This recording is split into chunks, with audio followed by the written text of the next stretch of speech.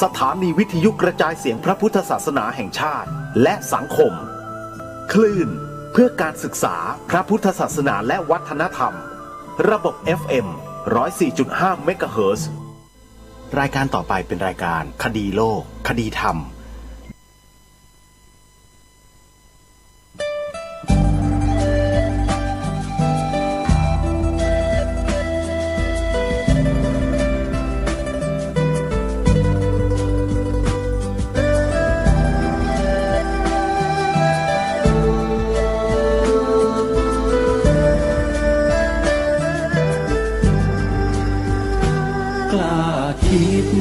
ก็ต้องกล้าทำอย่ากลัวถ้าทำความดีเร่งศึกษาปัญหาให้ทันท่วงทีเมืองไทยจะพัฒนากว่านี้รายการดีคดีโลกคดีธรรมขอรำพันบรรยายความคิดเครื่องหมายแห่งสีทั้งสามงามถนัดขาวคือบริสุทธิ์สีสวัสดิ์หมายพระไตรรัตน์และธรรมะคุ้มจิตไทยแดงคือโลหิตเราใสซึ่งยอมสละได้เพื่อรักษาชาติศาสนาน้ำเงินคือสีโสภาอันจอมประชาพระโปรดเป็นของส่วนองค์จัดริ้วเข้าเป็นไตรรงค์จึงเป็นสีธงที่รักแห่งเราชาวไทยทหารอวตารนำไปยงยุทธวิชัยวิชิตก็ชูเกียรติสยามประเทศไทยที่เจริญมั่นคงมาได้จนถึงทุกวันนี้มิได้เกิดขึ้นจากความหวาดกลัวอย่างคลาดเขลาแต่บรรพบุรุษไทยของเราทุกยุคทุกสมัยล้วนแต่มีความกล้าหาญและชาญฉลาดปกป้องเอกราชสร้างชาติให้เกิดความมั่นคงโดยมีธงแห่งพระไตรรัตน์เป็นเครื่องนำชัยจึงเป็นที่มาที่ไปของรายการคดีโลกคดีธรรมกล้าคิดก็ต้องกล้าทำอย่ากลัวถ้าทำความดีเร่งศึกษาปัญหาให้ทันท่วงทีเมืองไทยจะพัฒนากว่านี้รายการดีคดีโลกคดีธรรมรายการดีคดีโลกคดีธรรม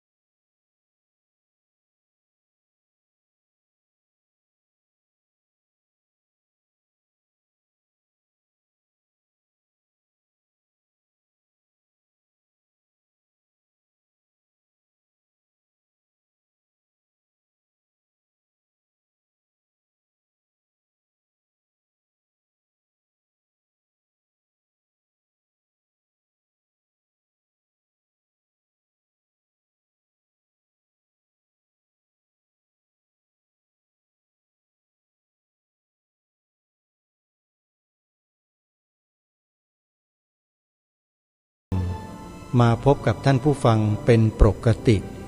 ทุกวันจันทร์ถึงวันศุกร์และวันเสาร์อาทิตย์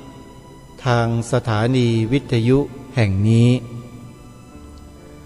ท่านผู้ฟังสามารถดาวน์โหลดแอปพลิเคชันไว้ในโทรศัพท์มือถือเพื่อติดตามรับฟังรายการคดีโลกคดีธรรมรายการนี้ได้เป็นประจำทุกวันรายการนี้ออกอากาศทางสถานีวิทยุพระพุทธศาสนาแห่งชาติประจำจังหวัดต่างๆหลายจังหวัด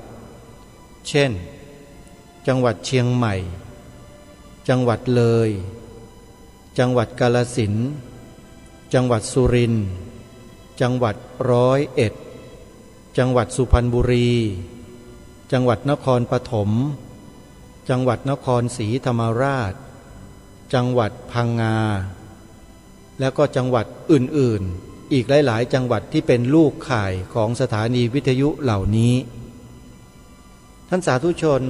ที่ดาวน์โหลดแอปพลิเคชัน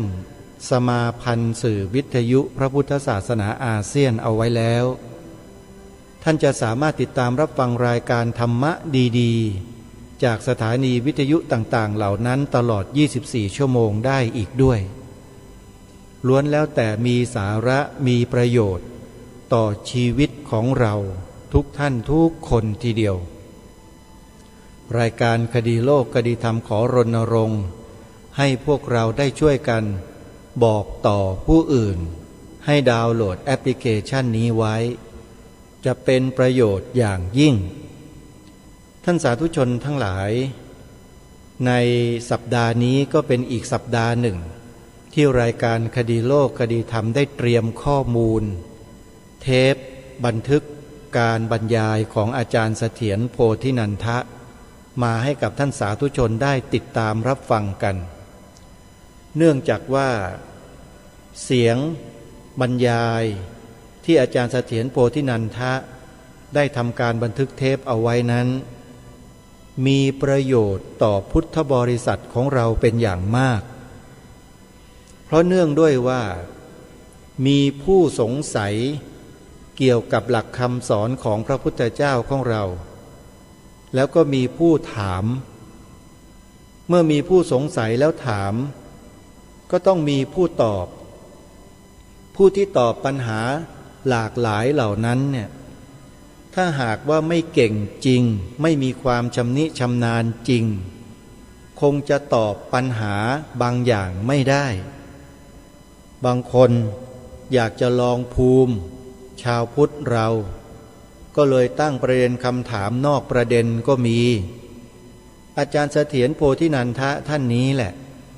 ตอบปัญหากระจุยกระจายหมดเลยโยมพูดเนี่ยที่พูดไม่ได้พูดเกินจริงนะโยมนะเดี๋ยวลองฟังเทปบันทึกการบรรยายให้ความรู้กับผู้คนโดยทั่วไปในยุคนั้นว่าเมื่อเขามีการตั้งคำถามประเด็นต่างๆแล้วอาจารย์เสถียรโพธินันทะท่านนี้เนี่ยจะตอบประเด็นเหล่านั้นอย่างไรอาตมาภาพเชื่อว่าทุกท่านที่ฟังจะพูดเป็นเสียงเดียวกันเลยว่าอัจฉริยภาพจริงๆคนที่ชื่ออาจารย์เสถียรโพธินันทะท่านนี้เนี่ยอย่างที่บอกกับท่านผู้ฟังไปหลายครั้งแล้วว่าน่าเสียดายเหลือเกินที่อาจารย์ท่านนี้เนี่ยมีอายุสั้นมากแกเสียชีวิตตอนอายุ37 ปีเท่านั้นเองโยมถ้าอยู่ป่านนี้เราคงสนุกแน่เลยคงจะได้ตอบปัญหาที่คาใจของมนุษย์ในโลกนี้ได้เยอะเพราะว่าอาจารย์เสถียรโพธินันทะท่านนี้มีความรู้จริงๆรู้พระพุทธศาสนาทั้งฝ่ายมหายานวัชรยานเถรวาทและไม่ใช่รู้ธรรมดานะรู้หนังสือตัวอักษรแล้วมีความเชี่ยวชาญชำนาญแล้วเนี่ยยังรู้ลึกไปถึงขั้นตอนของการปฏิบัติด้วยถึงขนาดว่าไปเข้าองค์ทรงเจ้าถึงขนาดนั้นเลยแกทำเองหมดเลยโยมเพื่อจะศึกษาเรียนรู้ของจริงทั้งหมดเดี๋ยวสักวันหนึ่ง จะได้นำประวัติส่วนตัวที่มีคนเขาบอกเล่าเอาไว้เนี่ยมาเปิดให้กับญาติโยมสาธุชนได้ฟังกันว่าอาจารย์เสถียรโพธินันทะท่านเนี้ยมีชาติกำเนิดอยู่ที่ใดมีคุณลักษณะพิเศษอย่างไรแล้วเหตุใดจึงมาเป็นผู้บรรยายธรรมะให้ความรู้พระพุทธศาสนาในแง่มุมต่างๆแก่สังคมได้เดี๋ยวสักวันหนึ่งจะนำมาเปิดให้ฟังแต่ในช่วงนี้เนี่ยอาตมาภาพต้องการให้ทุกท่านทุกคนได้สัมผัสถึงลีลาน้ำเสียงการบรรยายของอาจารย์เสถียรโพธินันทะท่านนี้สักระยะหนึ่งไปก่อนนะโยมนะเพื่อให้หลายๆท่านนั้นวิพากษ์วิจารณ์อยู่ในใจวิพากษ์วิจารณ์กับคนอื่นไปเรื่อยๆก่อนแล้วก็ให้แสดงอาการเซ็งๆเบื่อๆบ้างบางคนนะอาจจะมีอยู่นะอาตมาทราบนะอาจจะมีให้เบื่อๆเซ็งๆกันไปก่อนพอถึงวันไหนที่อาตมาภาพนำประวัติชีวประวัติของอาจารย์เสถียรโพธินันทะท่านนี้มาเปิดให้ฟังเนี่ยโยมต้องฟังกันนะถ้าไม่ฟังเนี่ยแปลว่าไม่รักกันจริงอ่ะเมื่อฟังประวัติของอาจารย์เสถียรโพธินันทะแล้วทีนี้อาตมาภาพคิดว่าคนที่เบื่อเซ็งเนี่ยจะต้องรีบหาข้อมูลเพื่อมาฟังกันมากกว่านี้เยอะเลยคือต้องการจะฟังมากกว่าเดิมเชื่อไหมถ้าไม่เชื่อก็ลองดูแล้วกันนะเดี๋ยวสักวันจะนำประวัติมาอ่านให้มาเปิดให้กับญาติโยมสาธุชนได้ฟังกันในเบื้องต้นนี้ขอประชาสัมพันธ์ข่าวให้ญาติโยมสาธุชนได้ร่วมบุญกันนิดหนึ่งโยมในช่วงนี้ที่วัดศรีอุดมวงศ์ตำบลศรีสงครามอำเภอวังสะพุงจังหวัดเลยกำลังจัดงานปริวาสกรรมอยู่นะโยมนะยังไม่เสร็จสิ้นนะในช่วงสุดท้ายของงานเนี่ยที่วัดศรีอุดมวงศ์หรือว่าวัดไหนก็แล้วแต่ก็จะอนุเคราะห์พระคุณเจ้าด้วยการถวายปัจจัยเป็นค่าเดินทางให้ท่านกลับวัดญาติโยมท่านใดที่พอมีกำลังจะถวายความสะดวกแก่พระสงฆ์ท่านก็สามารถติดต่อขอร่วมบุญได้นะโยมที่วัดศรีอุดมวงศ์จดหมายเลขโทรศัพท์ของเจ้าอาวาสวัดศรีอุดมวงศ์ไว้นะหมายเลขโทรศัพท์089-840-4968พระครูอุดมวรานุวัฒน์เจ้าอาวาสวัดศรีอุดมวงศ์ปัจจุบันท่านเป็นเจ้าคณะตำบลศรีสงครามอยู่ด้วยโยมก็ช่วยกันโยมสนับสนุนพระที่ท่านทำงานนะโยมนะทุกรูปเลยโยมที่ท่านทำสถานีวิทยุอยู่ตามต่างจังหวัดเนี่ยโยมฟังที่ไหนรู้ที่ไหนโยมทำบุญกับท่านไปเถอะโยมได้บุญเหลือเกินเพราะพระเหล่านี้แหละที่เป็นผู้กระจายบุญให้กับญาติโยมโดยแท้โดยนำเอาธรรมะนะต่างๆของครูบาอาจารย์หลายๆรูปหลายๆสายเนี่ยมาเปิดออกอากาศให้กับศรัทธาสาธุชนที่สนใจได้สดับรับฟังเพื่อศึกษาเรียนรู้พระพุทธศาสนาอย่างต่อเนื่องมาโดยตลอดบุญกุศลนั้นเกิดขึ้นอย่างต่อเนื่องเลยใครจะเก็บเกี่ยวบุญเหล่านี้ไว้ก็ขอเชิญได้นะโยมนะสถานีวิทยุวัดหนองกายวัดฝายหินวัดศรีอุดมวงศ์วัดป่าจริยธรรมวัดบ้านปลาคูนวัดอารามมงคลวัดป่าบ้านผือวัดสามชุกวัดเขาปรีดีวัดเกาะบกรัตนารามวัดธรรมปัญญารามบางม่วงเป็นต้นแล้วก็อีกหลายๆสถานีทั่วประเทศล้วนแล้วแต่เป็นสถานลานบุญให้กับญาติโยมทั้งนั้นเลยนะฮะก็ขออนุโมทนาสาธุกับทุกท่านส่วนที่สวนป่าสามัคคีธรรมที่อาตมาภาพเป็นผู้ดำเนินการปลูกป่าถาวรปัจจุบันนี้เข้าสู่ฤดูแล้งอย่างเต็มที่โยมเดือนมีนาเดือนเมษาเนี่ยสุดฮะทีนี้ปัญหาก็คือว่าขาดแคลนบุคลากรอยู่ประจำที่นั่นอาตมาภาพกำลังพิจารณาอยู่ว่าในฤดูแล้งนี้และฤดูแล้งต่อไปเนี่ยจะแก้ปัญหาด้วยวิธีการอย่างไรก็ได้ปรึกษาหารือกับผู้เชี่ยวชาญชำนาญด้านวางระบบน้ำแล้วซึ่งก็จะได้ดำเนินการจัดทำระบบน้ำแบบอัตโนมัติ ซึ่งคงจะได้ดำเนินการกันในเดือนเมษายนนี้แน่นอนโยมแต่ที่จะบอกบุญกับญาติโยมให้ช่วยกันร่วมกันตอนนี้ก็คือสร้างโรงครัวขนาดเล็กๆไม่กว้างมาก 3.5 คูณ 8 เมตร 3.5 เมตรคือกว้าง3 เมตรครึ่งยาว8 เมตรโยมพอให้ที่จะทำอะไรต่อไม่อะไรในโรงครัวได้นะใครจะร่วมทำบุญเป็นเจ้าภาพสร้างโรงครัวที่สวนป่าสามัคคีธรรมญาติโยมจดหมายเลขโทรศัพท์ไว้นะโยมจะได้ช่วยกันสนับสนุนกันคนละเล็กคนละน้อยแล้วแต่ตามกำลังศรัทธาของแต่ละท่านหมายเลขโทรศัพท์เข้ามาร่วมบุญ2หมายเลขนะโยม089494924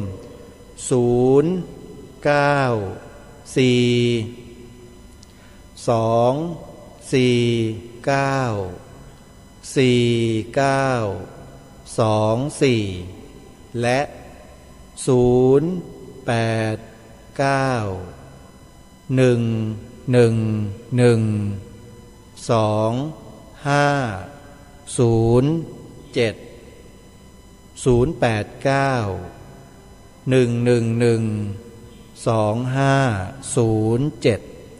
หมายเลขบัญชีธนาคารที่ญาติโยมจะโอนเข้ามาร่วมบุญสร้างโรงครัวโยมโอนเข้ามาได้ที่ธนาคารไทยพาณิชย์สาขาท่าพระจันทร์เลขบัญชี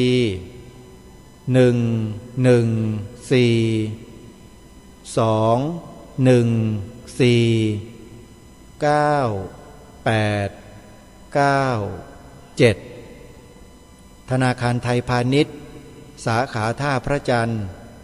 เลขบัญชี11421499897ขออนุโมทนาบุญกับทุกท่านที่ร่วมบุญกันมานะโยมนะเอาละเพื่อไม่ให้เป็นการเสียเวลาญาติโยมอาตมาภาพได้ตั้งเนื้อหาการบรรยายของอาจารย์เสถียรโพธินันทะเอาไว้เป็นที่เรียบร้อยแล้วเดี๋ยวเรามาติดตามรับฟังพร้อมๆกันตั้งใจฟังให้ดีนะโยมนะเทปนี้เป็นเทปการตอบปัญหา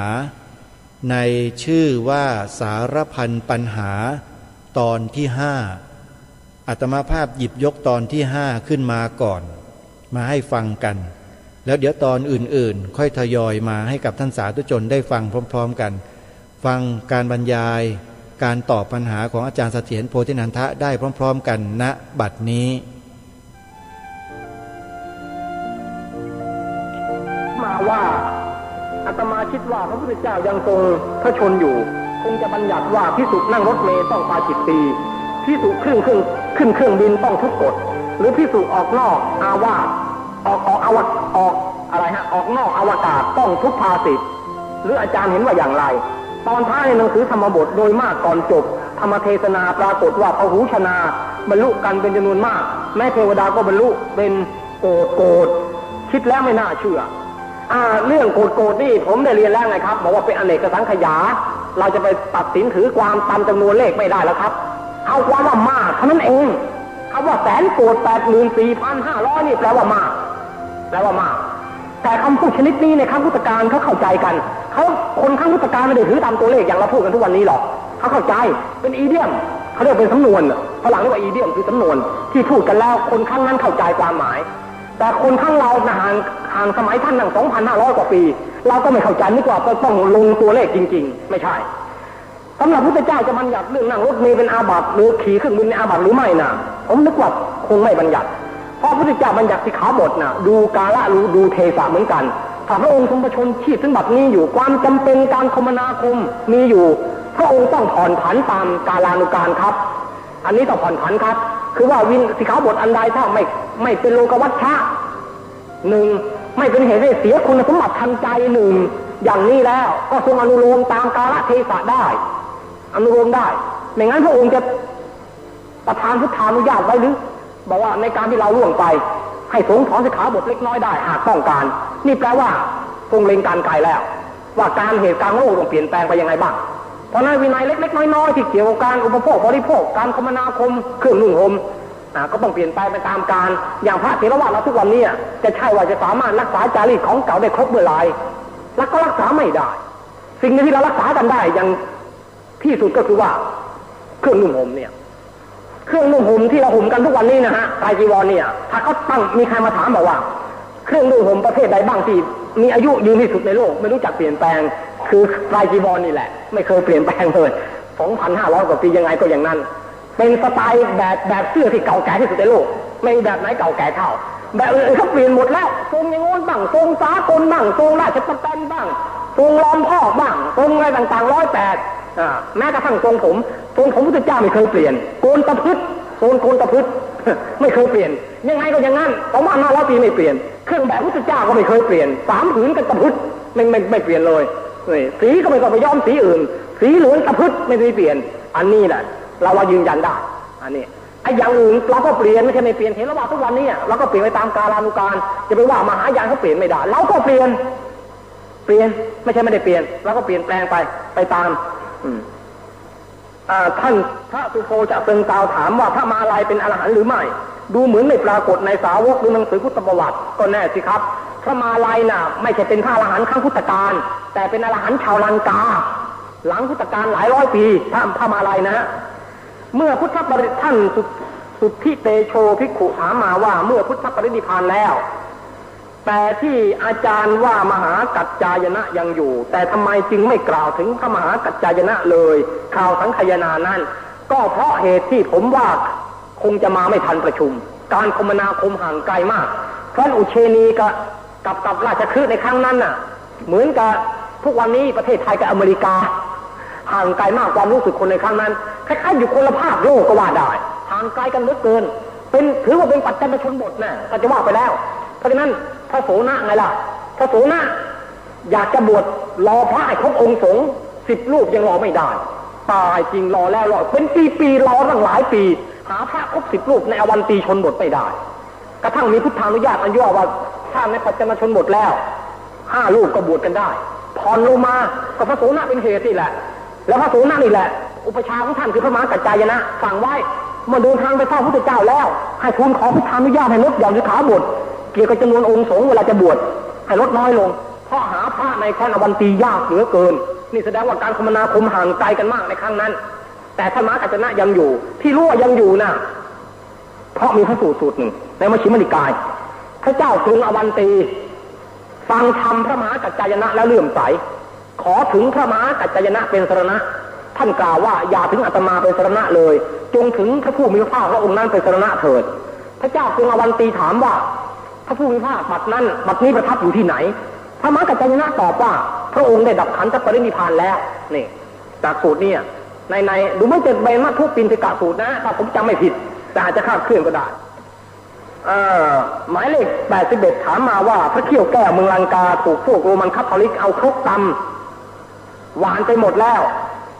ส่วนที่มีปรากฏอยู่เดี๋ยวนี้ที่เมืองลังกาเขาจำลองขึ้นหรือขอให้แก้ข้อสงสัยด้วยของจริงครับไม่ใช่ของจำลองไอ้ที่ถูกตำไปเนี่ยของเก้พระเขี้ยวแก้วมีหลายองค์ชาวพุทธลังกาเขารู้ว่าภัยมีมาเขาสร้างพระเขี้ยวแก้วปลอมไว้สำรองหลายองค์ด้วยกันองค์จริงอันนี้ไปซุกซ่อนไว้ในมาลายชนบทภาคกลางของประเทศลังกาองค์เก้ถูกไอ้พวกคาทอลิกมันเอาไปมันนึกว่าของจริงมาเอาไปตำเพราะฉะนั้นทุกวันนี้ที่อยู่ในเกาะลังกาเป็นของจริงท่านปะทุโยภิกขุถามมาว่ามนุษย์หรือสัตว์อื่นก็ตามที่จุติแล้วจะต้องปฏิสนธิติดต่อกันไม่มีระหว่างขั้นถ้าสัตว์เหล่านั้นสร้างบุญประเภทมหากุศลวิบากที่จะส่งไปให้เกิดเป็นมนุษย์ถ้าตายในเวลากลางวันสมมติว่าในขณะตายนั้นไม่มีมนุษย์จะเสพกามกันสัตว์จะไปเกิดเป็นอะไรอาตมาได้ยินอาจารย์บางท่านบอกว่าต้องไปเกิดเป็นโอปาติกะก่อนจริงไหมขอฟังเหตุผลโอปาติกะน่ะก็หมายก็ว่าเกิดแล้วแต่ที่ท่านบอกว่าไม่มีมนุษย์เสพกามกันในขณะที่ตายนั้นน่ะเป็นข้อที่ท่านสมมุติครับข้อเท็จจริงก็เราก็ประมาณไม่ได้ว่ามนุษย์ในโลกตั้งเกือบ 3,000 ล้านเนี่ยจะไม่มีสักบ้างเชียวหรือถ้าไม่มีมนุษย์ในชมพูทวีปก็ต้องมีมนุษย์ในอุตรกุรุทวีปสินะอุตรกุรุปุเพวิเทบุพวิเทหะอัปปรโคยาน3 ทวีปนี้ยังมีมนุษย์อยู่นี่เนี่ยชมพูทวีปไม่มีก็ไปเกิดในทวีปอื่นมีจนได้อย่าโกเลยครับก็ข้อ2 เหตุที่พระมหากัสสปปรับอาบัติแก่พระอานนท์ดูจะมีความผิดในบางข้อเช่นไม่ทูลให้พระศาสดาเสด็จอยู่ถึงกับหนึ่งเป็นต้นดูไม่เห็นจะมีความผิดพระที่เข้าประชุมครั้งนั้นเป็นจำนวนถึง499องค์เป็นอรหันต์ทั้งสิ้นไม่น่าจะตั้งข้อรังเกียจที่มีความผิดแก่พระอานนท์ข้อนี้เป็นประโยชน์ในทางปกครองพระมหากัสสปท่านต้องการสร้างตัวอย่างในทางเด็ดขาดในที่ปกครองคือท่านอย่าลืมนะครับว่าท่านมหากัสสปะเนี่ยเป็นพระเถระที่เคร่งครัดในทุรงควัตที่สุดอาบัติเล็กๆน้อยๆท่านไม่ยอมให้ข้ามเลยไม่ให้ข้ามเล็กๆน้อยๆท่านไม่มองข้ามเคร่งครัดที่สุดแม้กระทั่งพระพุทธเจ้าขอร้องว่ากัสสปะเธอก็แก่เฒ่าชราแล้วล่วงการผ่านวัยแล้วอย่าเลยทุดงควัตเนี่ยประพฤติได้ยากจงรับพระหบดีจีวรเถอะเมื่อเวลาเกิดหน้าฝนจงเข้าที่มุงบังเถอะจงรับบิณฑบาตพระหบดีนิมนต์ฉันตามบ้านบ้างเถอะธรรมกัสสปยังไม่ทำตามที่พระพุทธเจ้าขอร้องบอกท่านจะทำท่านอย่างนี้แหละพระพุทธเจ้าก็บอกว่าเธอเห็นประโยชน์อะไรที่เธอจะดึงดันจะทำอย่างนี้ธรรมกัสสปบอกว่าเพื่อจะให้เป็นตัวอย่างแก่พระสงฆ์หนุ่มๆว่าคนแก่อย่างข้าพระพุทธเจ้ายังทำได้แล้วหนุ่มๆทำจะทำไม่ได้ให้เป็นตัวอย่างแก่ปัจฉิมาชนตาชนพระพุทธเจ้าก็อนุโมทนาบอกดีแล้วสาธุดีแล้วกัสสปะเนี่ยอนุโมทนาพระกัสสปเพราะฉะนั้นเรื่องเล็กๆน้อยๆที่เรามองไม่เห็นเป็นความผิดน่ะท่านมหากัสสปท่านเป็นคนคิดละเอียดอาบัติเล็กน้อยท่านไม่มองข้ามท่านละเอียดถี่ยิบหมดเพราะนั้นท่านมาเอาผิดพระอานนท์จนได้สำหรับเอาเป็นตัวอย่างว่า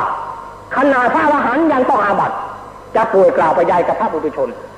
ถ้าหากว่าที่ประชุมปรับอาบัติแล้วยังขืนดื้อดันต่อคัดค้านคำสั่งพระเถระคัดค้านมติที่ประชุมสงฆ์อย่างนี้จะใช้ได้ที่ไหนถ้าเราเป็นตัวอย่างเพราะเห็นสุภัททะเป็นตัวอย่างนี่สุภัททะบวชเมื่อหายแก่ผู้เฒ่าสุภัททะคนนี้น่ะเดิมเป็นช่างกระบดบวชทั้งพ่อทั้งลูกพ่อก่อนเป็นช่างผมลูกก็เป็นช่างผมบวชแล้วอาชีพไม่ยอมทิ้งเก็บเอามีดโกนกรรไกรเก็บไว้หมดแล้วก็ทั้งที่บวชแล้วนะยังไปเที่ยวรับจ้างเขาตัดผมโกนหนวดให้เขาพระเจ้ารู้ข่าวก็มาติเตียนทำโมฆะบุรุษทำนี้มีตัวอย่างที่ไหนมีอย่างว่าบวชแล้วมาทิ้งอาชีพคฤหัสถ์ยังยึดอาชีพคฤหัสถ์อยู่สุภัททะก็ผูกอาฆาตพระศาสดาหาว่าพระเจ้ามาจู้จี้จันชัยแกจะทำอะไรไม่เป็นอิสระพอพระเจ้านิพพานแกต้องอุทานว่าดีแล้วนิพพานแล้วก็ดีแล้วเราต่อไปนี้ทำอะไรตามใจไม่มีใครมาบัญญัติว่านี่ควรนี่ไม่ควรกับเราพระมหากัสสปจึงได้สติว่าโอ้ยังไม่ทันไรเลยก็เกิดไอ้วาทะแบบนี้เป็นเสี้ยนน้ำต่อพระศาสนาขึ้นเพราะฉะนั้นการปรับอาบัติพระอานนท์จึงเท่ากับว่าต้องการทำให้มีอำนาจในทางปกครองให้เห็นการปกครองจะต้องมีอำนาจไม่ใช่ว่าเป็นการจูงใจหาเหตุไม่ใช่งั้นถ้าเป็นอรหันต์แล้วนะครับข้อ3ถามบอกว่าศาสนาพุทธที่ว่าจะมีอายุ 5,000 ปีนั้นใครเป็นผู้ตรัสมาในพระไตรปิฎกหรือเปล่าไตรปิฎกนั้นไม่มีแล้วก็ไม่มีพระพุทธเจ้าพูดไว้ที่ไหนเป็นมติของพระอัฏฐกถาจารย์ที่ท่านพูดไว้ก็ไม่ใช่ว่าไร้เหตุที่ท่านพูดนะท่านพูดโดยอนาคตังสยานต้องรู้การอนาคตโดยเปรียบเหตุการณ์ปัจจุบันเพราะว่าศาสนาพุทธถูกพวกศาสนาอื่นตีเจ้งมาจากอินเดียถูกพวกศาสนาอื่นกดขี่ในลังกาเนี่ยตำตาท่านอยู่ท่านเห็นอยู่ท่านยิ่งเขียนคำพยากรณ์ในคัมภีร์อัตถกถาว่าถ้าชาวพุทธน่ะไม่ช่วยกันรักษาศาสนาให้ดีแล้วจะอยู่ได้แค่ 5,000 เริ่มต้นอย่างธรรมะจะเสื่อมอภิธรรมปิฎกเสื่อมก่อนอภิธรรมปิฎกจะเสื่อมมหาประธานเสื่อมก่อนนะเสื่อมก่อนมาเรื่อยทีเดียวมาเป็นลำดับกระทั่งถึงท่านพระสูตรจะเสื่อมชาดกเสื่อมก่อนเพื่อนแล้วก็เสื่อมมาเป็นลำดับทีเดียวกระทั่งปริยัติอันตรธานแล้วก็ลิงคะอันตรธานกระทั่งพระเหลือแต่พระเหลืองห้อยหูทำไร่ไถนามีลูกมีเมียนี่เป็นลำดับต่อมากระทั่งศาสนาครบ 5,000 นี่เป็นเรื่องอนาคตังสยานที่ท่านเห็นเหตุการณ์ในอินเดียในลังกาเตือนใจท่านไว้จึงเขียนคำพยากรณ์ไว้อยู่ได้ครบ 5,000 ถ้าหากว่าไม่ช่วยกันรักษาเป็นอย่างนั้นท่านพระขันธ์ชัยถามมาว่าพระปุราณะเป็นอรหันต์หรือเปล่าการเผาหรือฝังศพที่ไม่ต้องมีหรืออาศัยพิธีการทางศาสนาเลยมีอยู่ในชนชาติไหนบ้างหรือไม่มี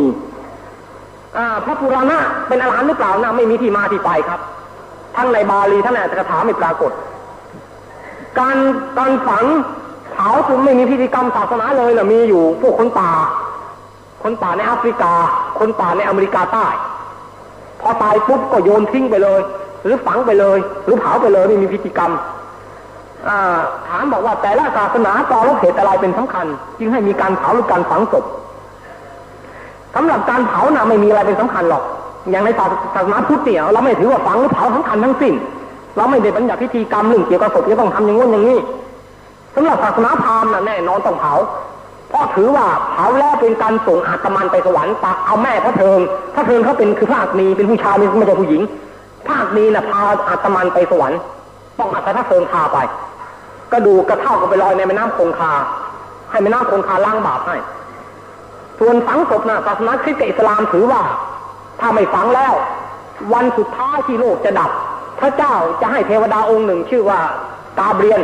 มาเป่าแตรปลุกดวงวิญญาณของชาวคริสต์ชาวอิสลามผุดจากหลุมฝังศพแล้วเข้าคิวเรียงแถวไปเฝ้าพระเจ้าที่หน้าแท่นบัลลังก์พระเจ้าจะตัดสินความผิดความชอบใครภักดีในพระเจ้าก็ให้ขึ้นสวรรค์ใครไม่ภักดีก็ลงนรกไปเพราะฉะนั้นต้องรักษาศพเอาไว้ด้วยการฝังเผาไม่ได้เผาแล้วอีกหน่อยเจ้าของเดิมวิญญาณเข้าร่างไม่ถูกไปหาพระเจ้าไม่พบว่างั้นจึงต้องฝังถ้าหากว่าเราจะพิจารณาถึงเหตุผลกันอย่างเป็นกลางๆแล้วการเผากับการฝังศพวิธีไหนดีที่สุดเผาดีที่สุดไม่เปลืองที่เวลานี้ที่ทางก็แพงหายากสักคนยังไม่พอจะอยู่เลยเอาผีมาอยู่เนี่ยแย่จริงเพราะฉะนั้นน่ะเวลานี้ในยุโรปเองก็เริ่มใช้วิธีเผาแล้วคริสเตียนที่ไม่เคร่งนะเขานิยมเผาแล้วเขาว่าดีกว่าไปฝังอีกแล้วก็ศาสนายิวเขาก็นิยมฝังเหมือนกันโรมันคาทอลิกเขาก็ฝังเวลานี้พวกหัวขมองสายในอิตาลีเข้าใจคือว่าอิตาลีน่ะเนื้อที่ฝังศพมันล้นแล้วมีทางเดียวฝังศพใส่ตึกสร้างตึกลาดฟ้าแล้วเอาศพฝังเป็นล็อกตัวละต่อไปสุสานกลายเป็นสุสานตึกตั้ง20 ชั้นใครตายก็มาบรรจุเข้าตึกเป็นชั้นฝังไปบนอากาศดีอย่างนี้ดีไม่เปลืองที่แบบนี้ฝังในอากาศสร้างตึกสูงๆเอาศพบรรจุตึกขึ้นไปไม่เปลืองที่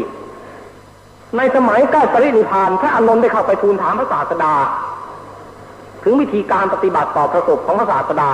พระศาสดาก็ได้ทรงตรัสแนะวิธีจัดงานพระศพให้พระอานนท์รับฟังไปบอกแต่มันละกษัตริย์อีกตอนหนึ่งก็วิธีการต่างๆที่พระศาสดาตรัสแต่พระอานนท์นั้นเมื่ออ่านดูแล้วคล้ายๆกับว่าพระศาสดายังทรงอยากถ้าเป็นพุทธบริษัทจัดงานพระศพนะของพระองค์อย่างสมเกียรติเช่นทรงตรัสให้จัดทำพระศพของพระองค์ให้เหมือนกับพระศพของพระมหาจักรพรรดิอาตมาขอให้อาจารย์วิจารณ์เรื่องราวตอนนี้ให้คลายสงสัยด้วยว่าพุทธประสงค์ที่แท้จริงนั้นทรงมุ่งหมายอย่างไรที่ตรัสแนะวิธีการดังกล่าวต่อไปนี้เรื่องนี้น่ะสำหรับความเห็นของผมมี2 แง่หนึ่งเข้าใจว่าตอนนี้เป็นคำที่พระสังคีติกาจารย์บรรจุเข้ามาคือว่าผิดวิสัยที่พุทธเจ้าจะขนขวายอย่างนั้นผิดวิสัยที่จะเลยสั่งให้ว่าเอาผ้าขาว500 ทับมาพันสรีระพระองค์แล้วก็เอาจิตกาทานปรงพระชนปรงพระสรีระนี่สังคีติกาจารย์บรรจุเข้ามาประการหนึ่งประการที่2ไม่ใช่สังคีติกาจารย์บรรจุเป็นพุทธพจน์จริงๆแต่ท่านต้องทราบนะครับผ้าขาว500 ทับน่ะไม่ใช่ของหายากหรือของดิบดีไม่ใช่เลย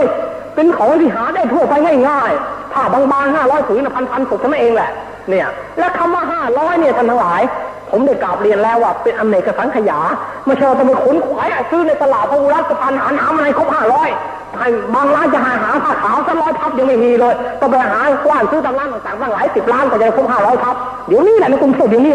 สมมติเราจะเผาศพใครขอศพด้วยผ้าขาว500 ทับตายจริงรับรองไปร้านผ้าพระอุรัสพันหันมีไม่ครบ500 ทับให้เรามีไม่ครบไม่ครบแน่ทีเดียว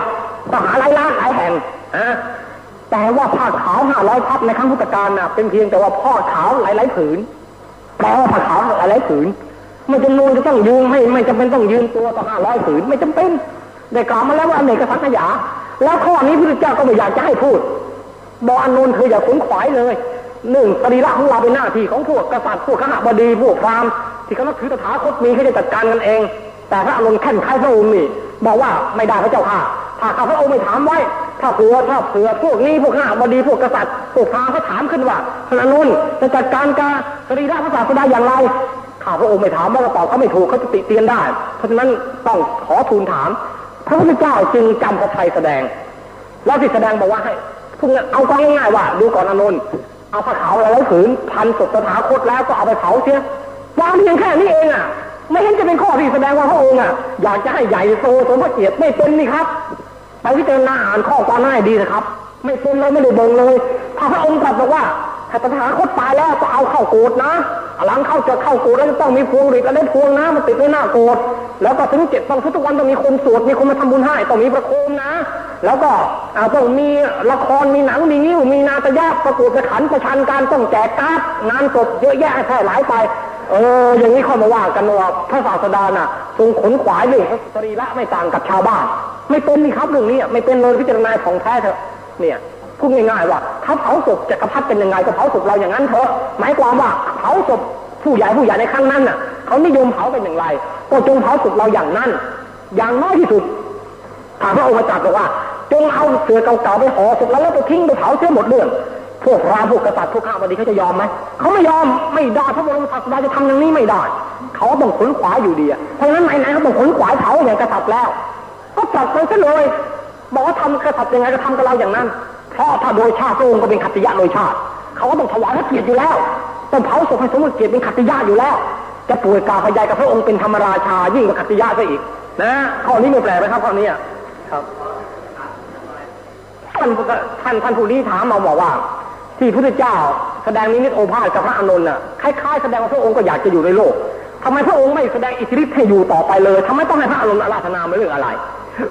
เรื่องนี้สำคัญสำหรับปัญหาข้อนี้เราต้องพิจารณาคำว่ากับก็ยิ่งกว่ากับปะในที่นี้ไม่ถึงอายุกับปะไม่ใช่โลกกับปะนะอายุกับปะของมนุษย์อายุกับปะของมนุษย์ไม่ใช่บ่าอยู่กันนั่งคำฟ้าคำดินไม่ใช่กับปะในครั้งนั้นนิยมเอาอายุการของมนุษย์แต่ละครั้งเป็นเกณฑ์เช่นครั้งพุทธกาลมนุษย์มีกำหนดอายุ120 ปีเป็นอย่างสูงเวลานี้ถอยลงมาเรื่อยครั้งนั้นเมื่อสมัย 2,000 ปีมาแล้วกำหนด120 ปีเป็นอย่างสูงถ้าพระพุทธเจ้าจะทรงอยู่ได้ก็อยู่ไม่เกิน120 ปีที่จะทรงอยู่ได้แต่ทำไมพระองค์จึงต้องให้พระอานนท์อาราธนาก็เพราะว่าพระองค์เองน่ะพูดง่ายๆว่าเวลานั้นน่ะถ้าพระองค์จะดับขันก็ดับได้แต่ไม่ดับขันก็ไม่ดับได้ด้วยอาศัยอิทธิบาทภาวนาอันประกอบด้วยประธานสังขารพูดง่ายๆว่าเข้าอนิมิตเจโตสมาบัติเมื่อเข้าอนิมิตเจโตสมาบัติแล้วก็สามารถขับไล่บรรดาอาพาธปรับปรุงร่างกายให้มีพละกระปรี้กระเปร่าขึ้นมาได้ก็มีพระชนชีพต่อไปอีกสัก10 ปี20 ปีแต่ยังไงก็ตามไม่เกิน120จะต้องนิพพานแน่เหตุที่พระอานนท์อาราธนาน่ะเวลานั้นพระองค์ก็เด็กบอกกับพระอานนท์แล้วว่าแก่งอมแล้วร่างกายเราเหมือนเกวียนค่ำคร่าที่ต้องอาศัยไม้ไผ่กระทะกระทังเนี่ยถ้าจะอยู่ได้ก็อยู่ด้วยกำลังใจตัวเดียวที่จะทำให้สรีระพระองค์อยู่ได้ถ้าพระอานนท์อาราธนาเข้าพระองค์ก็จะได้อาศัยที่พระอานนท์อาราธนาน่ะคล้ายๆว่าทำให้พระองค์น่ะมีกำลังใจที่จะอยู่ต่อไปตามคำอาราธนาแต่เมื่อไม่มีใครอาราธนาแล้วพระองค์ก็ทอดอะไรเพราะว่าถึงการที่เราจะดับขันแล้วเรื่องของเรื่องเพียงเท่านี้เรื่องของเรื่องเพียงเท่านี้เองคือต้องการให้พระอานนท์มาบอกมาอาราธนาบอกว่าขอให้อยู่ต่อไปเถอะเป็นการให้กำลังใจพูดง่ายๆให้กำลังใจให้กับพระองค์แต่ที่พูดอย่างนี้ไม่ใช่หมายว่าพระพุทธเจ้าจะอาศัยพึ่งคนอื่นนะไม่ใช่นะต้องหมายอีกอย่างหนึ่งว่าที่คำว่าให้กำลังใจน่ะพูดง่ายๆว่าเหมือนคนเราเหมือนพระมหากษัตริย์ธรรมดาพระมหากษัตริย์ที่ได้มูรธาภิเษกแล้วย่อมมีสิทธิที่จะเสด็จเข้านอกออกในได้ใช่ไหมสิทธิอำนาจมีอยู่จะเข้าไปบ้านใดเมืองใดได้หมดกษัตริย์ในสมัยสมบูรณาญาสิทธิราชอำนาจอยู่กับมือหมดทำอะไรก็ทำได้แม้แต่จะเสวยราชโดยการสุดสันติวงศ์ก็เป็นได้แต่ทำไมต้องอาศัยพราหมณ์เวลาขึ้นประทับนั่งพระแท่นพระตรบิฎในวันบรมราชาภิเษกต้องอาศัยพราหมณ์ถวายแผ่นดินแล้วก็พวกขุนนางเวียงวังคลังนาขุนนางเวียงถวายเมืองขุนนางวังถวายกุญแจวังขุนนางนาถวายผืนนาบอกกล่าวคำถวายแล้วก็ทรงรับเป็นพิธีการรับเป็นพิธีการความจริงถึงไม่มีพิธีอย่างนี้ก็ทรงเป็นกษัตริย์โดยสมบูรณ์แล้วโดยนิตินัยแล้วนับจากวินาทีแรกที่กษัตริย์องค์เก่าสวรรคตและพระองค์เป็นสืบสันติวงศ์แต่ที่ต้องให้มีพิธีกรรมอย่างนี้เท่ากับเป็นการยืนยันอีกทีหนึ่งยืนยันความปรารถนาเป็นอเนกสโมสรนิกรสมมุติขึ้นมาชั้นใดพระผู้มีพระภาคก็ฉันนั้นพระองค์เป็นธรรมราชามีสิทธิมีกำลังใจมีอำนาจพละสมาบัติที่จะทำอย่างงู้นทำอย่างนี้ได้หมดแต่ก็ต้องรอโอกาสให้สาวกอาราธนาเมื่อโอกาสให้สาวกอาราธนาก่อนเมื่อสาวกอาราธนาแล้วพระองค์ก็เอาละเราจะอยู่ต่อไปละอุปมาเหมือนพระมหากษัตริย์ รับอาราธนาจากอเนกสโมสรนิกรสมมุติขึ้นเป็นกษัตริย์ชั้นใดก็ชั้นนั้นไม่ใช่ยังอยากไม่ใช่ยังอยากครับคำว่าอยากอยู่ไม่มีถ้าจะอยู่ก็อยู่ด้วยพละกำลังกรุณายังกรุณาต่อสัตว์โลกอยู่ถ้าพระองค์จะอยู่เป็นประโยชน์ต่อสัตว์โลกอีกสัก20 ปีพระองค์ก็ยินดีจะอยู่ยินดีในที่นี้เป็นฉันทะฉันทิฏฐิบาทไม่ใช่ตัณหาไม่ใช่เป็นฉันทิฏฐิบาทนะฉันทะตัณหาต่างกันไม่ได้คือว่าถ้าอย่างนั้นน่ะพละกำลังพระองค์หน่อมเต็มทีแล้วเหมือนผลไม้กำลังจะหลุดจากขั้วจะหลุดไม่หลุดแหล่อยู่แล้วนะพระองค์ก็ปล่อยให้มันถอยไปเลยถึงแม้จะถอยไปเลยดับไปเลยแต่ผลงานที่พระองค์ทำก็ยังอยู่นี่เป็นประโยชน์กับสัตว์โลกอยู่อรหันต์ที่จะเป็นที่พึ่งของนาถาของโลกยังอยู่กันเยอะแยะพระองค์ไม่กลัวอีกแล้วเพราะฉะนั้นที่บอกว่าอิตามานไงล่ะอิตามานความจริงมาอาราธนาตั้งแต่พระองค์ตรัสรู้แล้วใหม่ๆนะที่สามุจลินมาอาราธนาแล้วในระหว่างที่สวยพิมุติสุขน่ะมาแล้วอาจจะปารานิโคตอีกแห่งหนึ่งมาอาราธนาบอกว่าพระโคดมขนขวายน้อยเถอะอย่าไปตั้งศาสนาพุทธสั่งสอนชาวโลกให้เหนื่อยยากเลยเมื่อหลุดพ้นไปแล้วก็ตัดช่องมันเอาตัวรอดรีบดับขันไปซะเลยพระศาสดาขับไล่มารบอกมารไม่ได้ตราบใดสาวกสาวิกาภิกษุณีอุบาสกอุบาสิกาของเรายังไม่สามารถปฏิบัติธรรมสมควรแก่ธรรมปฏิบัติชอบปฏิบัติตามธรรมอยู่ยังไม่สามารถประกาศพรหมจรรย์ของเราด้วยดีให้ไพเราะในเบื้องต้นไพเราะในท่ามกลางไพเราะในที่สุดยังไม่สามารถจะแก้พระประวัติของคนต่างศาสนาต่างลัทธิที่มาย่ำยีต่อศาสนาได้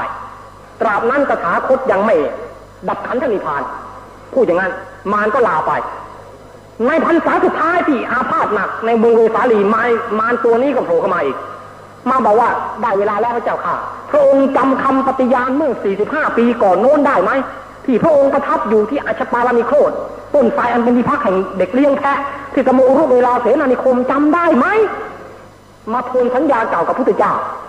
ว่าจำได้อย่าโกเลยมารบัดนี้น่ะสาวกสาวิกาภิกษุณีอุบาสกอุบาสิกาเราแพร่หลายแล้วพรหมจรรย์เราเป็นตึกแผ่นแล้วสามารถประกาศธรรมทั้งไพเราะในเบื้องต้นท่ามกลางที่สุดได้ดีแล้วสามารถแก้พระประวัติต่างๆได้ดีแล้วเอาละพรามแต่นี่อีก3 เดือนเราจะดับขันธปรินิพพานบอกกับพรามอย่างนั้นบอกไอ้ตมานอย่างนั้นอันนี้แหละเป็นสาเหตุว่าถึงแม้พระพุทธเจ้าจะนิพพานเมื่ออายุ80ก็จริงก็เช่าพระองค์ในใจไม่ใส่ละกรรมตัดช่องน้อยทิ้งโลกไปในเมื่อพระองค์ได้ถ่ายทอดความรู้กับสาวกเต็มเปี่ยมดูก่อนอานนท์กำมือของอาจารย์ไม่มีพระองค์แบมือให้กับลูกศิษย์หมดไม่มีว่าไอ้ตัวนี้ยักเอาไว้ตัวลูกศิษย์มันคิดล้างครูต้องยักเอาไว้ไม่ให้รู้ไม่มีพระเจ้าไม่มียักความรู้ไว้สำหรับหวงความรู้ไว้ท่านอาจารย์ไม่มีบอกว่าความกำมือของอาจารย์ไม่มีเปิดเผยหมดเพราะฉะนั้นในเมื่อบรรดาพระสาวกทั้งผู้หญิงผู้ชายทั้งคฤหัสถ์เขามีกำลังมีความสามารถจะประกาศศาสนาด้วยดีแทนพระองค์ได้แล้วพระองค์ก็ไว้วางพระทัยได้พร้อมที่จะนิพพานแล้วเพราะฉะนั้นถึงแม้นิพพานเมื่ออายุ80ก็ไม่ใช่ว่าเสียเมตตาเปล่าครับเปล่าแต่ถ้าอาราธนาแล้วยั่งยืนต่อไปอีกสัก20 ปีก็เป็นผลพลอยได้ของชาวโลกที่จะอยู่มีโอกาสเห็นมาพระองค์ต่อไปอีกนานๆเรื่องมีเพียงเท่านี้เองแหละครับถามบอกว่าลูกฆ่าพ่อเป็นอนันตริยกรรมตกนรกถึงอเวจีแต่ทำไมพระเจ้าอาชาติศัตรูจึงฆ่าพ่อจึงไปตกแค่โลหกุมพีก็เพราะว่าอาชาติศัตรูทำมหากุศลอุปถัมภ์ปฐมสังขายนา1บูรณะวัด18 ตำบลรอบเมืองราชคฤห์1แล้วก็กลับใจเป็นสัมมาทิฏฐิหลังจากฟังสามัญญผลสูตรที่พระพุทธเจ้าแสดงทูลขอขมากรรมกับพระพุทธเจ้าโดยพระองค์เอง4 ข้อนี้เลยผ่อนกรรมตกแค่โลหกุมพีแทนที่จะไปอยู่บางขวางก็อยู่แค่ละหูเรื่องแค่นั้นรับสารภาพกับศาลว่าฆ่าเขาจริงแล้วมีความดีอย่างอื่นมาชดเชยศาลก็เลยเมตตาตัดสินอยู่แค่ติดละหูก็พอไม่มีอะไรเมื่อสมัยที่พระองค์ทรงเข้าพระนิพพานทราบบ้างหรือไม่ว่านางภิกษุณีสูญแล้วหรือยังเพราะไม่ปรากฏว่ามีนางภิกษุณีเข้าร่วมในครั้งนั้นน่าจะปรากฏถ้ายังมีอยู่ถ้าสูญแล้วเหตุไรในสมัยหลังมาจึงปรากฏนางภิกษุณีขึ้นมาอีกขอความสว่างด้วยยังไม่สูญนางภิกษุณีมีอยู่สิครับในสมัยที่เมืองกุชินาราก็มีนางภิกษุณีอยู่ถ้าไม่มีทำไมพระองค์ตรัสบอกว่าดูก่อนอานนท์ภิกษุณีอุบาสกอุบาสิกาใดตรัสอย่างนี้ ถ้าหากว่ามีความอนุสรณ์ถึงเรานะจงไปสู่สังเวชนียสถาน4ตำบลไปปรงธรรมสังเวชที่นั่นจะเป็นไปเพื่อสุคติโลกสวรรค์แก่ภิกษุภิกษุณีอุบาสกอุบาสิกานั้นพุทธพจน์ข้อนี้แสดงว่านางภิกษุณีมีอยู่ในครั้งพุทธเจ้านิพพานไม่ได้สูญหายไปไหนมีอยู่อาจารย์บอกว่าพระมาลัยเกิดภายหลังพุทธเจ้านิพพานหลายร้อยปีจะไม่ขัดกับเรื่องที่ว่าพระโมคคัลลานะถูกพวกเดรัจฉีจ้างโจรทุบเพราะนำข่าวสารสัตว์นรกมาแจ้งกับประชาชนหรือและในหนังสือเทศน์หนึ่งมาลัยก็มีพระโมคคัลลานะพระโมคคัลลานะกับพระมาลัยคนละองค์นะครับคนละองค์พระโมคคัลลานะครั้งพุทธกาลพระมาลัยอยู่ในลังกาแล้วเรื่องที่เทศพระมาลัยมีเรื่องโมคคัลลานะเป็นเรื่องเล่าครั้งพุทธกาลเอามาเล่าแต่ลักษณะคล้ายกันคือไปลงนรกไปเยี่ยมสวรรค์แล้วเอาบาปบุญมาเล่าให้ชาวโลกฟังคล้ายๆกันขอให้อาจารย์ช่วยอธิบายเรื่องอิทธิบาท4ทำให้มีชีวิตอยู่ได้ชั่วกับชั่วกันให้เห็นแจ้งด้วยไอ้ชั่วกับชั่วกันนี่กรุณาอย่านึกว่าเป็นอายุของโลกอยู่ค้ำฟ้าค้ำดินอย่านึกอย่างนั้นนะฮะเพียงแต่ชั่วอายุกับ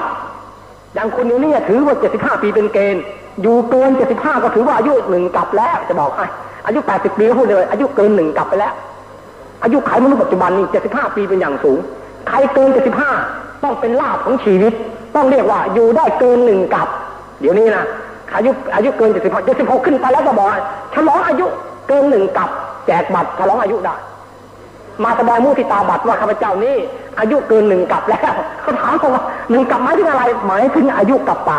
ไม่ใช่อายุของโลกอายุของโลกนะนับไปถ้วนปีกับ1อิทธิบาท4ในที่นี้นะหมายถึงชั้นทิฏฐิบาทประธานและสังขารจิตติบาทประธานและสังขารวิมังสิทธิบาทประธานและสังขารหมายถึงอย่างนี้อิทธิบาท4วิริยิทธิบาทประธานและสังขารคือว่าอิทธิบาทอันประกอบด้วยประธานและสังขารได้แก่กำลังแห่งสมาบัติอย่างแรงกล้าคืออนิมิตเจโตสมาบัติเมื่อเข้าอนิมิตเจโตสมาบัติแล้วก็สามารถขับไล่บรรดาอาพาธออกจากกายได้หมดทำให้ร่างกายกระปรี้กระเปร่าออกจากสมาบัติแล้วโรคที่มีอยู่ก็หายกำลังกายแข็งแรงกระปรี้กระเปร่าดี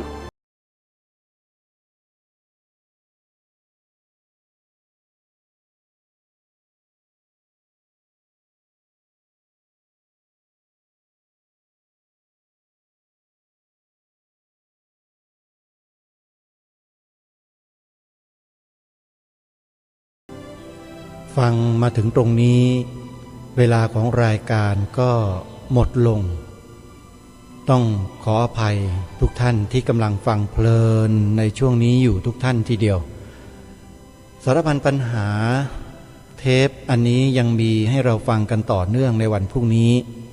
เดี๋ยวเรามาติดตามรับฟังกันใหม่ซึ่งหลายท่านคงมีความประทับใจในคำตอบที่อาจารย์เสถียรโพธินันทะได้ตอบคำถามปัญหาต่างๆที่มีผู้ตั้งเป็นคำถามขึ้นมาในที่ประชุมวันนั้นแล้วเราก็จะได้รับความรู้จากคำตอบเหล่านั้นและเชื่อเหลือเกินว่าคำตอบที่อาจารย์เสถียรโพธินันทะได้ตอบคำถามเหล่านั้นจะทำให้ท่านผู้ฟังหลายๆท่านได้รับประโยชน์ไม่มากก็น้อยทีเดียวนี่คือบุคคลที่มีความรู้มีความสามารถท่านหนึ่งที่ทางรายการคดีโลกคดีธรรมได้ติดตามรับฟังมาเป็นระยะเวลายาวนานแล้วก็มีความมั่นใจว่าถ้าหลายๆท่านได้สดับรับฟังแล้วก็จะเกิดความรู้ความเข้าใจในเรื่องประวัติศาสตร์ของพระพุทธศาสนาและปัญหาต่างๆได้มากขึ้นทีเดียวสำหรับวันนี้เวลาของรายการหมดลงแล้วอาตมาภาพต้องขอสมมุติยุติไว้แต่เพียงเท่านี้ไว้พบกันใหม่ในวันพรุ่งนี้ขอความสุขสวัสดีจงมีแด่ท่านผู้ฟังทุกท่านทุกคนเทินขอเจริญพร